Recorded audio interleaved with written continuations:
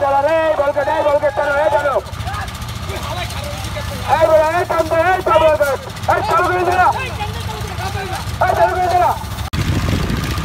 আমরা দ্বিতীয় দিন চলে আসলাম জাহাজটি নামানোর ভিডিওর জন্য। এই যে দেখেন আবারও শুরু হয়েছে।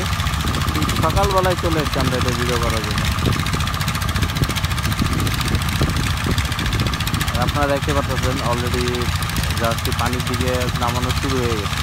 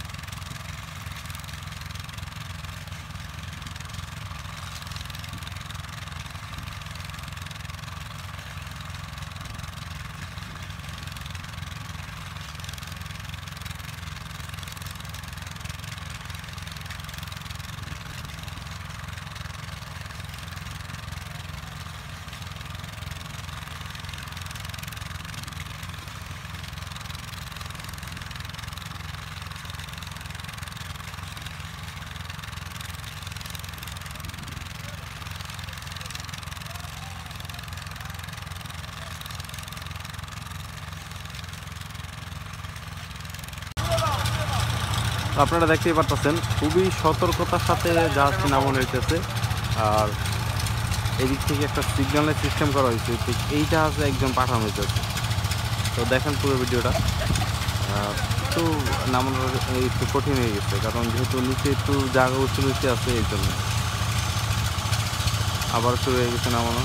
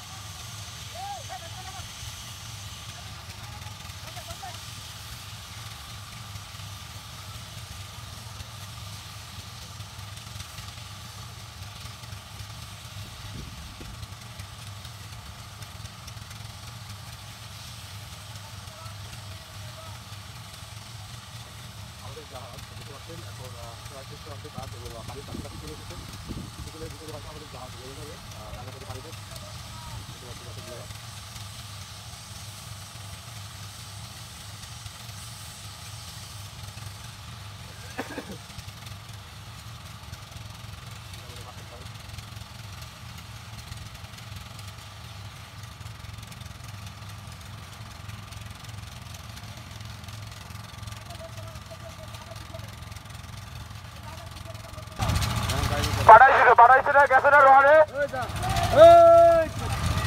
বলকে টান দে টান দে চলে টান দে বলকে চলে টান দে ওই রোহান পিছে যা একদম পিছে ওই জাহাজের পিছে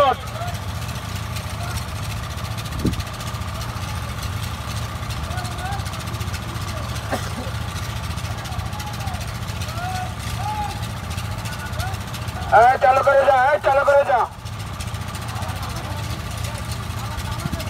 সার্টিফিকেট করতে যাবে, যাই বুঝবে না পাবো বুঝবে না ওই শুকেনি। হ্যাঁ আমি তো কইলাম যে হয়তো মোবারকে থাকতে পারে, কিন্তু থাকতে পারে। আরে হয়েছে দাদা হয়েছে।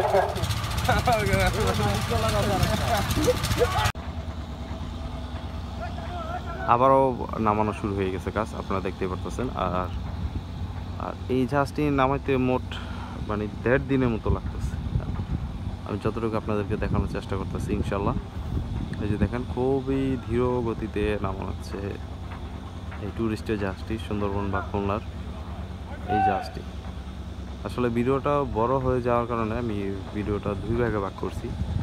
প্রথম দিন একটা, পরের দিন আরেকটা। প্রায় পানির দিকে চলে এসছে, অনেকটা পানির দিকে চলে এসছে। আর অনেকটা দক্ষতার সাথে নামানো হয়েছে, মানে হইতেছে। দেখেন প্রায় অল্প কিছুক্ষণের মধ্যেই আপনারা দেখতে পারবেন জাহাজটি পানিতে নেমে গেছে, আবার স্টপ করা হয়েছে। আমি আপনাদেরকে দেখানোর চেষ্টা করলাম, কিন্তু আরেকটু সমস্যা হয়ে গেছে। সেটা হইতেছে পানি বাড়লে নাকি এটা আবার নামানোর কাজ শুরু করবো। তো ভিডিওটা এটা এখান থেকে আমি সমাপ্তি করার চেষ্টা করবো ইনশাল্লাহ। আর এটা ফুল রিভিউ নিয়ে আসবো আরেকদিন।